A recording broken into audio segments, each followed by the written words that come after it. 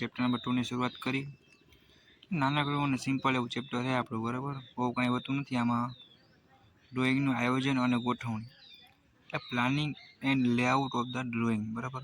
જો આપણે ડ્રોઈંગની શરૂઆત કરી, બરાબર, એની મોર આપણે કેટલી ડિટેલ આપણી પાસે હોવી જોઈએ, એટલે આપણી પાસે એટલું વાકેફ હોવા જોઈએ આપણી નથી।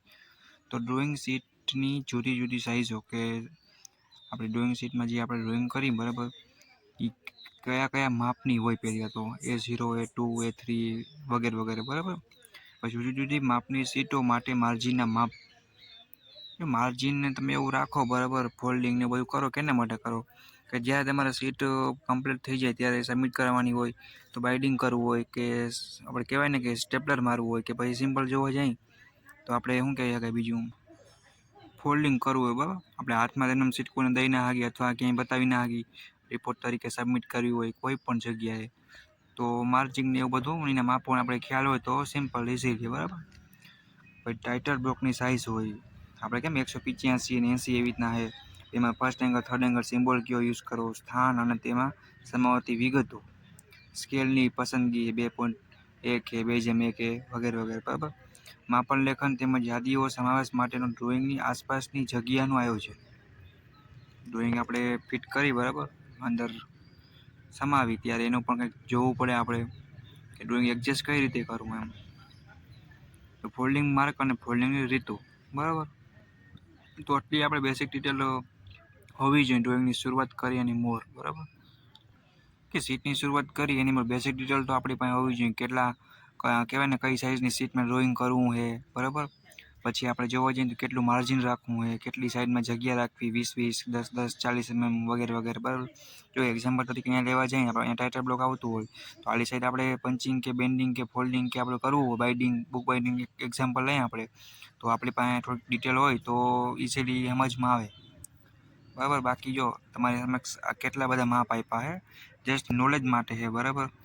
એક સીટ છે, સીટની સાઇઝ લીધી છે, તો સીટની સાઇઝમાં એડજસ્ટ કરવા માટે કેટલા પ્રકારના માપ હોય, A1 છે, બરાબર, જો અહીંયા A1, A0 થી શરૂઆત થાય, આપણે A1, A2, A3, A4, A5 વગેરે, બરાબર। આમાં આપણે એટલું કંઈ ખાસ પડવાનું નથી, પણ આપણી પાસે બેઝિક ડિટેલ આવી જોઈએ, કોઈ પૂછે તો આપણે હાવ થોડોક કંઈક જવાબ દઈ શકવા જોઈએ, બરાબર। ને કહેવાય ને IS1 પ્રમાણે જો ટેબલ 1ની જ આપણે પરવાનગી છે, બરાબર, કે એનું એવું જ કહેવાનું હોય કે આપણે આ માપ મુજબ જ અનુકૂળ ડ્રોઈંગ અને મને આગળ વધુ, રેડી।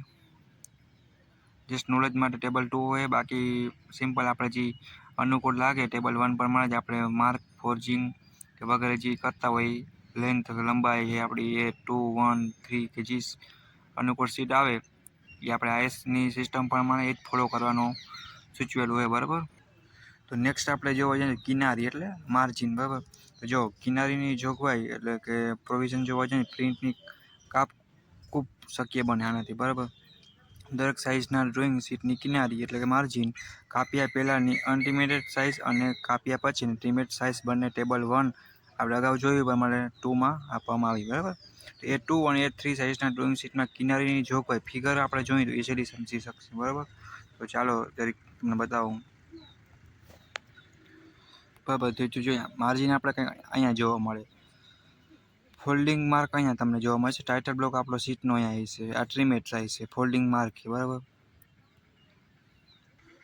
તો ચેપ્ટર નંબર 2 છે, બરાબર, એમાં આપણો નેક્સ્ટ ટોપિક છે ડ્રોઈંગનું આયોજન અને ગોઠવણી વાળું ચેપ્ટર છે, જે આપણું એનો IMP ક્વેશ્ચન હોય એ ચેપ્ટરમાંથી મોસ્ટ ઓફ સૌથી વધારે આપણે આ ટાઇટલ બ્લોક પૂછાતો હોય, જો ક્વેશ્ચનના ફોર્મમાં પૂછાય, બરાબર, ક્વેશ્ચનના રૂપના પૂછાય કે ટાઇટલ બ્લોક ડ્રો કરો, તો બરાબર સમજવા જો, બરાબર।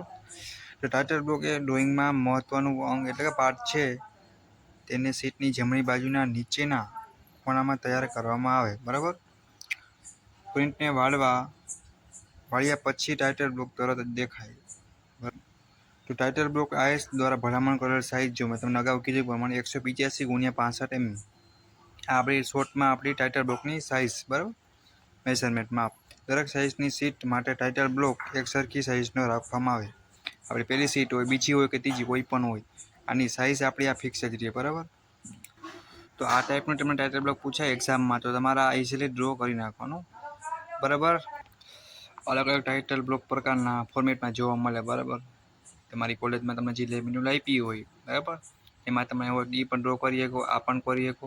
આમાં તમારે તમારી પર્સનલ ડિટેલ ક્યાંય પણ દર્શાવવાની નથી. ઓનલી ફોર કહેવાય, જો આપણે ગવર્મેન્ટ પોલિટેકનિક છે, બરાબર, એ કોલેજનું નામ, કોલેજ નેમ, એનરોલમેન્ટ નંબર, બરાબર, યર હોય તો યર, સ્કેલ 1:1, માપ, એવી રીતના તમારું પર્સનલ ક્યાંય ડિટેલ નાખવાની નથી આની અંદર, બરાબર. 3 થી 4 માર્કમાં પૂછાય, ફિક્સ પ્રશ્ન છે, પણ પ્રેક્ટિસ હશે તો તમારે ફટાફટ દોરાઈ જાય, નકર ઘણો ટાઈમ માગી લે. રેડી? જો ટાઇટલ બ્લોકની અંદર કેટલી વસ્તુ આપણે માગીએ, બરાબર, ડિટેલ ભરવાની હોય. ટાઇટલ બ્લોક શું દર્શાવે? પહેલાં ડ્રોઈંગનું ટાઇટલનું નામ, ડ્રોઈંગ અને સીટ નંબર, સ્કેલ, આપણે ડ્રોઈંગ દોરી એ કેટલા માપનું છે, પ્રક્ષેપણ પદ્ધતિનો દર્શાવતો સિમ્બોલ, બરાબર, ફર્સ્ટ એંગલ, થર્ડ એંગલ વગેરે વગેરે, સંસ્થાનું નામ, સ્ટાફની તારીખો સાથે ટૂંકી સહી, બરાબર. આટલી વસ્તુ સિમ્પલ તમારે લખવાનું થાય છે ટાઇટલ બ્લોક ક્વેશ્ચન પૂછાય તો, બરાબર. નેક્સ્ટ છે સ્કેલ. દરેક ડ્રોઈંગ સ્કેલ માપથી જ દોરવા જોઈએ. ઉપલબ્ધ જગ્યાએ અનુકૂળ શક્ય તેટલા મોટા સ્કેલનો જ ઉપયોગ કરવો, બરાબર. એન્જિનિયરિંગ ડ્રોઈંગ માટે નીચેના અલગ અલગ પ્રકારના ભલામણ કરેલા સ્કેલ છે. આપણે જરૂરિયાત મુજબ સ્કેલ વાપરવાના. રેડી? જો ફૂલ સ્કેલ જોવા જઈએ આપણે તો 1:1, રિડ્યુસ ટાઈપ જોવા જઈએ 1:2 છે, 1:2.5, 1:5, 1:10, 1:20, 50, 100, 20 અનુકૂળ આવે એ મુજબ આપણે યુઝફુલ અને માપ લેવાનું, બરાબર. ઇન્ડેક્સ સ્કેલ જોવો જોઈએ તો 10:1, 5:1, 2:1, બરાબર. તો આપણું હતું સ્કેલ. નેક્સ્ટ ક્વેશ્ચન જોવા જઈએ પ્લાનિંગ આવશે, આયોજન. ડ્રોઈંગ તૈયાર કરતી વખતે તેની આસપાસ જગ્યા રાખવી જોઈએ. આ જગ્યા માપલેખન, જરૂરી યાદી, જરૂરી રેફરન્સ વગેરે લખવામાં આવે. સીટની ડાબી બાજુના ભાગમાં વધારાની કિનારી છોડવામાં આવે છે. આ કિનારીને ફાઇલિંગ કરવા અથવા બાઇન્ડિંગ કરવામાં ઉપયોગ થાય. જો આપણી સીટ તૈયાર થઈ ગઈ, બરાબર, પછી આપણે જોવા જઈએ આપણે કોલેજમાં જમા કરાવવાની હોય, બરાબર. તો જમા કરાવવામાં આપણે હાથમાં સાહેબને એમને તો નહીં આપી દઈએ. સિમ્પલ લેંગ્વેજમાં તમને કહું તો એના માટે આપણે પિન મારવી પડે કે બાઇન્ડિંગ કરવું પડે, કાં કહેવાય ને આપણે વ્યવસ્થિતમાં બુક બાઇન્ડિંગ કે ફોલ્ડિંગ તો કરવું જ પડશે. એના માટે આયોજન કરવું પડે, બરાબર. પછી આવે છે ફોલ્ડિંગ અને ફોલ્ડિંગ કરવાની રીતો. તો જો ડ્રોઈંગ શીટ પર ફોલ્ડિંગ માર્ક કરવા દોરવામાં આવે, બરાબર. આ માર્કના આધારે ડ્રોઈંગ શીટને વાળવામાં આવે. ડ્રોઈંગ શીટને 2 કામ માટે વાળવામાં આવે. જો પહેલાં તો ફાઇલિંગ અથવા બાઇન્ડિંગ માટે, બરાબર, આપણે દુકાને અથવા શોપ ઉપર જ્યાં જુદી જગ્યાએ કરાવી શકીએ. પછી ફાઇલિંગ કેબિનેટમાં સંગ્રહ કરવા, બરાબર, રાખવા માટે આપણે જુદા જુદા પેજ તો અલગ અલગ સીટ તો રાખી નાખીને વિખરાઈ જાય અથવા અલગ અલગ થઈ જાય. એના માટે બધી જ મોટી સાઇઝની પ્રિન્ટો 210x297 ફાઇનલ સાઇઝમાં ફોલ્ડ કરવામાં આવે, બરાબર. ફાઇનલ સાઇઝ શું હોય? 210x297 ફાઇનલ સાઇઝ ફોલ્ડ કરવામાં આવે. ફોલ્ડ કરેલ પ્રિન્ટમાં ટાઇટલ બ્લોક ઉપર દેખાય. તો જસ્ટ આપણું ડ્રોઈંગનું આયોજન અને ગોઠવણી. જો આપણે સીટ દોરી, બરાબર, તો કંઈક પ્લાનિંગ કર્યું હોય, કંઈક આયોજન હોય, કંઈક ગોઠવણી હોય. ડ્રોઈંગ દોરવા પહેલાં આપણે સીટ લઈએ, એનું કંઈક માપ હોય, બરાબર, એની કંઈક સાઇઝ હોય, એ પણ નક્કી કરવી પડે. એ થઈ ગયા પછી વ્યવસ્થિત બાઇન્ડિંગ કરવું, સ્ટેપલર વર્ક કરવું વગેરે, સબમિટ કરાવવું કંપની હોય કે કોઈ પણ જગ્યાએ. બરાબર. ડ્રોઈંગ આપણે મિકેનિકલની વાત કરીએ તો પહેલાં ડ્રોઈંગ તૈયાર થાય, મેન્યુફેક્ચરિંગ સ્ટેપ બાય સ્ટેપ વધતું જાય. એવી રીતના અલગ અલગ પ્રકારનું હોય. પહેલું કામ ડ્રોઈંગ બને, બરાબર. ડ્રોઈંગ બને એના આધારે આખી પ્રોડક્ટ આપણે કહેવાય રેડી થાય. પ્રોડક્શન વિભાગ છે, નોખા નોખા વિભાગમાં 1 by 1 આપણે આગળ કામ થતું જાય. એ પ્રમાણે આગળ ડ્રોઈંગ મુજબ આપણું મેન્યુફેક્ચરિંગ થતું જાય, બરાબર.